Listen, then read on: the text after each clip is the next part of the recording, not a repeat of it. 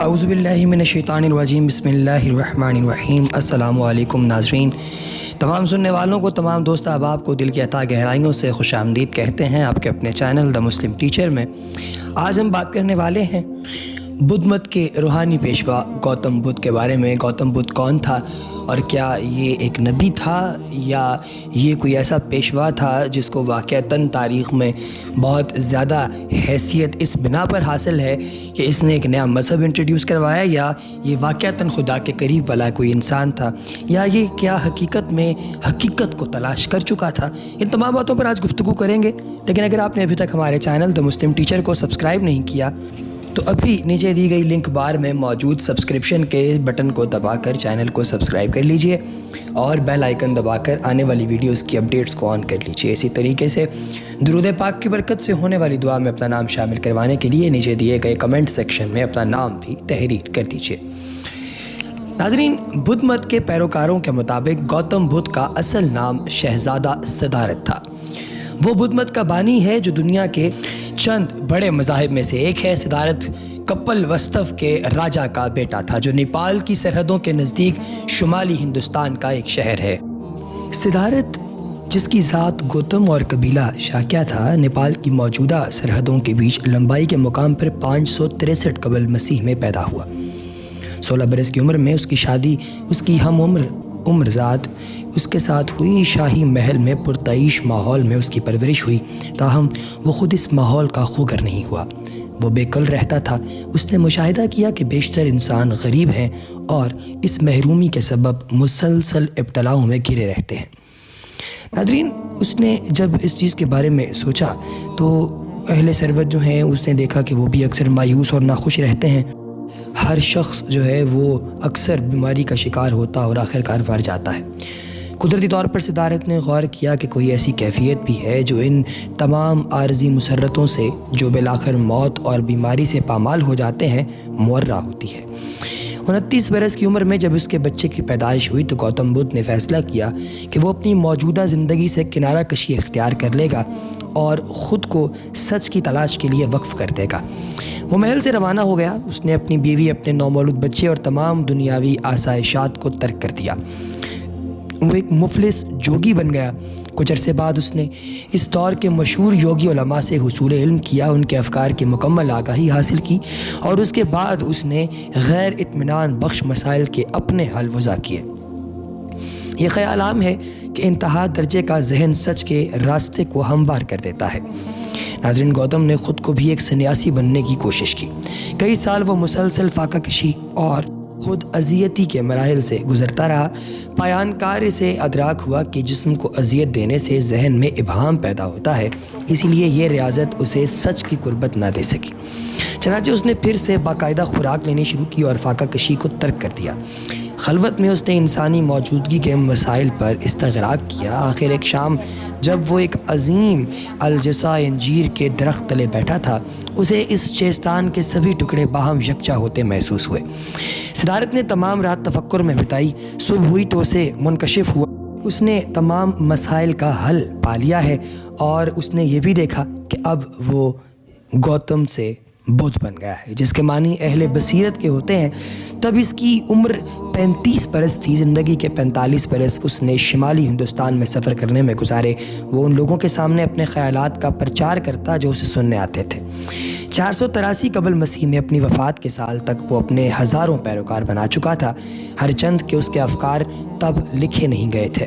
اس کے چیلوں نے اس کا حرف یاد رکھا۔ یہ حروف نسل در نسل زبانی طور پر ہی سینہ بسینہ منتقل ہوتے رہے اور پھر ناظرین ہوا یوں کہ بدھ کی بنیادی تعلیمات کو بدھوں کے الفاظ میں 4 اعلیٰ سچائیاں کے عنوان سے سمیٹا جا سکتا ہے۔ اول، انسانی زندگی اپنی جبلی حیثیت میں دکھوں کا مسکن ہے۔ دوم، اس ناخوشی کا سبب انسانی خود غرضی اور خواہش ہے۔ سوم، اس انفرادی خود غرضی اور خواہش کو ختم کیا جا سکتا ہے اور ایک ایسی کیفیت پیدا کی جا سکتی ہے جس میں خواہشات اور آرزوئیں فنا ہو جاتی ہیں۔ اسے اصطلاحاً نروان کہا جاتا ہے۔ اس کے لغوی معنی پھٹ پڑنے یا تنسیخ کرنے کے ہیں۔ چہارم، اس خود غرضی اور خواہش سے فرار کا ذریعہ 8 راست راہیں، یعنی راست نقطہ نظر، راست سوچ، راست گوئی، راست بازی، راست طرز بود و باش، راست صحیح اور راست ذہن اور راست تفکر۔ اور یہ بات بھی ہے کہ بدھ مت ہر کسی کے لیے اپنی آغوش واقع کیے ہوئے ہے، نہ نسل کا مسئلہ ہے اور نہ ہندوؤں کے برعکس یہاں ذات برادری ہی کچھ اہمیت رکھتی ہے۔ گوتم کی وفات کے بعد ایک عرصے تک یہ نیا مذہب جو ہے یہ ذرا سست رفتاری سے پھیلا۔ 3 صدی قبل مسیح میں عظیم ہندوستانی شہنشاہ اشوک نے بدھ مت اختیار کر لیا۔ اس کی پشت پناہی سے ہندوستان بھر میں بدھ مت کے اثرات تیزی سے پھیلنے لگے۔ بدھ مت ہندوستان سے باہر بھی مقبول ہوا۔ یہ جنوب میں سیلون تک پھیلا اور مشرق میں برما تک۔ وہاں سے بڑھ کر جنوبی ایشیا میں اس نے اپنے قدم جمائے اور ملایا تک پھیلا، اور پھر آگے علاقے میں سرایت کر گیا جب اسے انڈونیشیا کہا جاتا ہے۔ بدھ مت کے اثرات شمالی علاقوں میں بھی مرتسم ہوئے۔ یہ تبت پہنچا اور آگے شمال کی طرف افغانستان اور وسطی ایشیا تک اس کے پیروکار پھیل گئے۔ اس نے چین میں بھی جگہ بنائی جہاں اسے بڑی پذیرائی ملی۔ یہاں سے آگے جاپان اور کوریا میں بھی اس نے اپنے پیروکار پیدا کیے، لیکن ہندوستان میں ہی یہ مذہب 500 عیسوی کے بعد تنزل کا شکار ہونے لگا اور 1200 تک یہ سمٹ کر بہت مختصر طبقے تک باقی رہ گیا۔ دوسری جانب چین اور جاپان میں بدھ مت ایک بڑے مذہب کی حیثیت موجود رہا۔ تبت اور جنوبی ایشیا میں کئی صدیوں تک اس مذہب کی حیثیت جو ہے وہ زیادہ تخفیف نہ ہو سکی، اور بدھ کی موت کے کئی صدیوں بعد تک اس کی تعلیمات کو باضابطہ تحریر میں نہیں لایا گیا۔ قدرتی طور پر یہ مختلف مسالک میں منقسم ہونے لگا۔ اس کی 2 شاخیں اہم ہیں، ایک تھرویت جو جنوبی ایشیا میں مقبول ہے اور جسے مغربی حکماء بدھ کی حقیقی تعلیمات کے قریب تر مانتے ہیں، دوسری وسطی ایشیا سے کشن قوم ابھری اور افغانستان میں موجود ایک شہر جسے بگرام ہے اس کو دارالحکومت بنا کر شمالی ہندوستان کا علاقہ اپنے قلمرو میں شامل کر لیا۔ چینی شباہت کے یہ لوگ بدھ مت تھے اور انہوں نے دریائے کابل کی وادی میں اپنے اثرات چھوڑے اور ایک نیا دارالحکومت پرشپور، جسے اب ہم پشاور کہتے ہیں، اسے آباد کیا۔ ان کی تہذیب گندھارا کہلائی اور ٹیکسلا بام عروج پہ پہنچا۔ یہ زمانہ تقریباً 3 صدی کا ہے۔ اس کے بعد وسطی ایشیا سے سفید ہن آئے اور اپنی راہ میں آنے والی ہر آبادی کو تاراج کیا۔ ٹیکسلا ایسا کھنڈر بنا کہ پھر آباد نہ ہوا۔ یہ لوگ بھی مقامی آبادی میں ضم ہوئے اور کہا جاتا ہے کہ کھچتریوں سے ہی ان کا اختلاط ہوا۔ اس کے بعد 7ویں صدی تک قابل ذکر جو حکمران ہیں ہرشوردھن، وہ وہاں سے گزرے اور مسلمانوں کی آمد تک یہ راجواڑوں میں منقسم رہا۔ پہلا متنازع مسلم حملہ آور 11ویں صدی کا غزنی حکمران سلطان محمود غزنوی تھا۔ قوم پرست لوگ اسے لٹیرا تک کہتے تھے، مگر اس نے پنجاب کے راجہ جے پال سے عداوت وراثت میں پائی اور پنجاب کو سلطنت میں شامل کیا۔ اس کی توجہ کا مرکز وسطی ایشیا میں ماورا و نہرا کا علاقہ تھا۔ اپنی مہمات کے لیے اسٹریٹجک ڈیپتھ اور وسائل اس نے مغرب میں ہندوستان سے حاصل کیے۔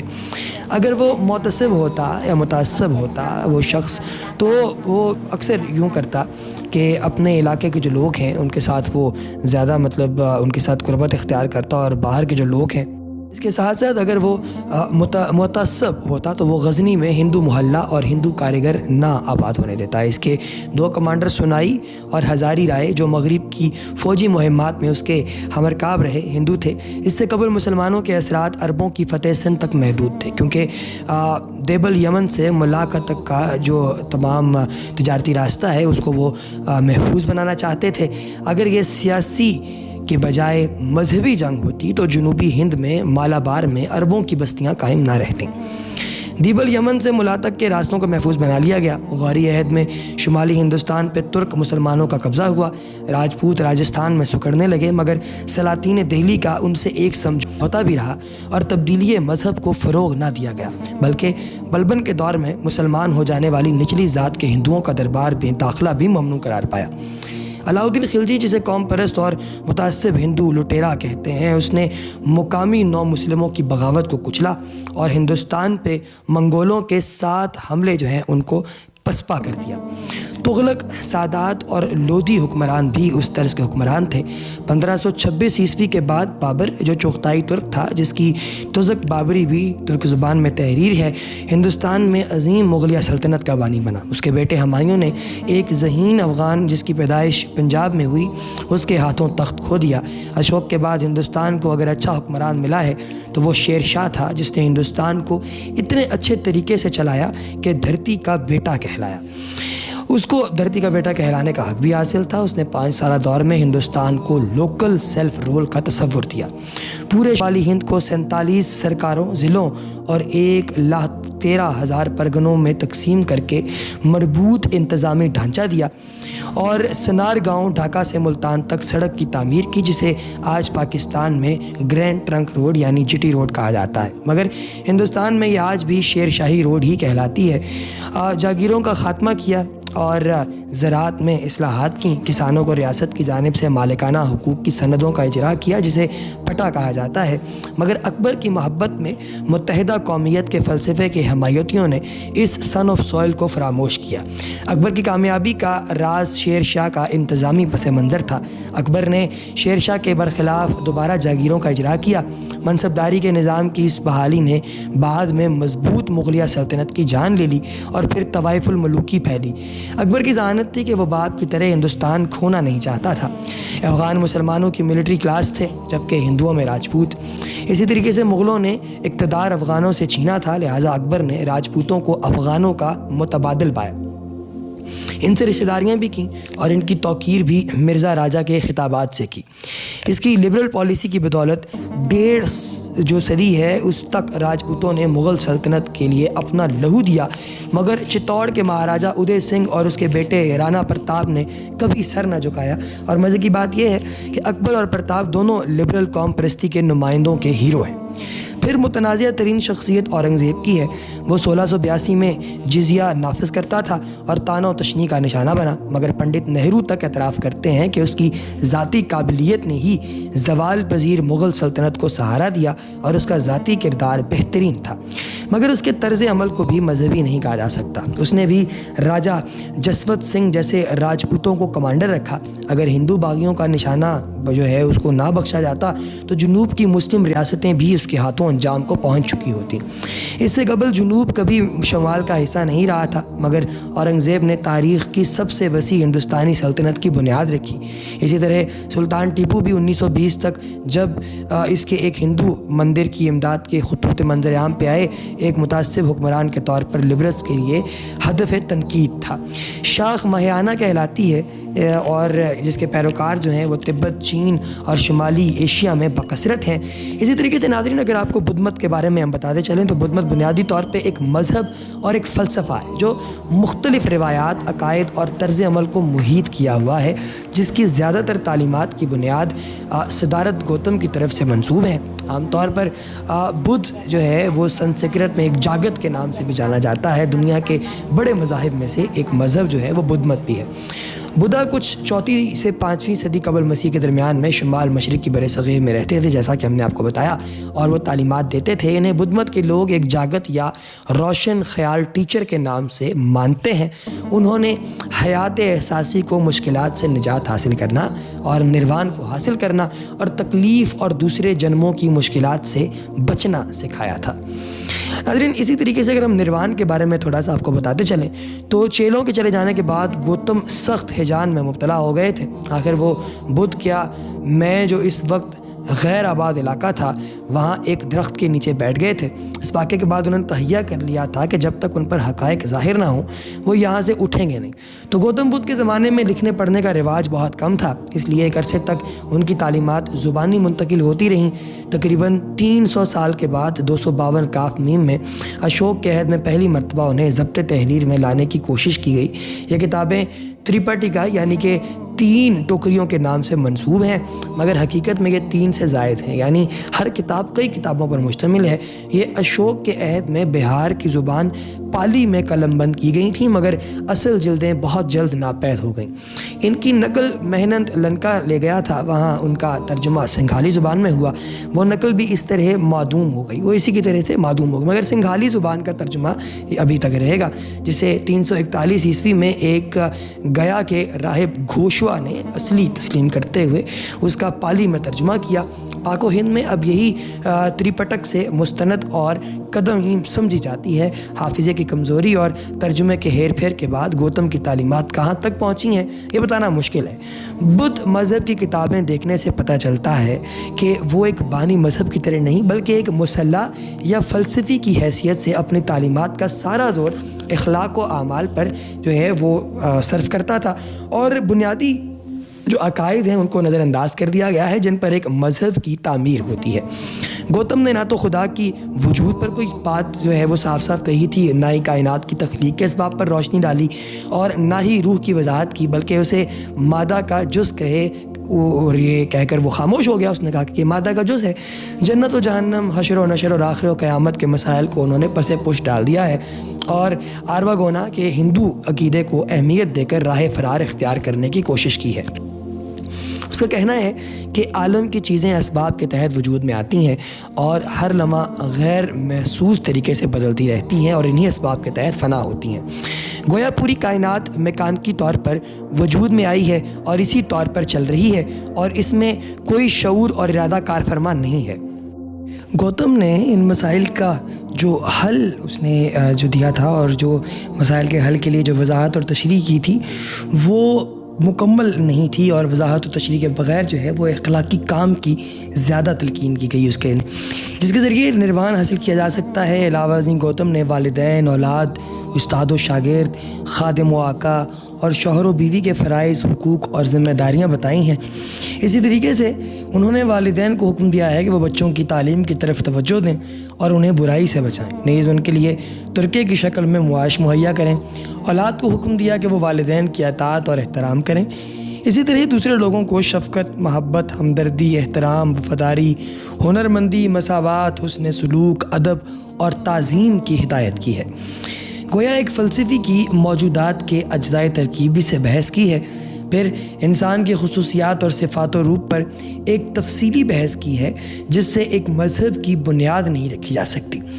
گوتم مذہب کے تمام فطری مسائل کو حل کرنے سے قاصر رہے۔ یہی وجہ ہے کہ بدھ مذہب ان لوگوں کے درمیان تو پھیل سکا جو بت پرست اور ابہام پرست تھے، مگر اہل مذہب کے مقابلے میں قطعی ناکام رہا۔ اسی طریقے سے سنگھ اس میں ایک اور چیز آ جاتی ہے کہ بدھ مذہب کا آغاز جو ہے وہ ترک دنیا سے ہوا تھا، اس لیے جیسے جیسے مقتدین کا حلقہ بڑھتا چلا گیا تو راہبوں کی تعداد میں بھی اضافہ ہوتا گیا، مگر جلد ہی گوتم نے محسوس کر لیا کہ ہر شخص جو ہے وہ تارک دنیا نہیں ہو سکتا، اور مذہب کو محض راہبوں تک محدود رکھنا جو ہے وہ بھی درست نہیں ہے۔ لہٰذا اپنے پیروکاروں کو دو حصوں، راہبوں اور دنیا داروں میں تقسیم کر دیا۔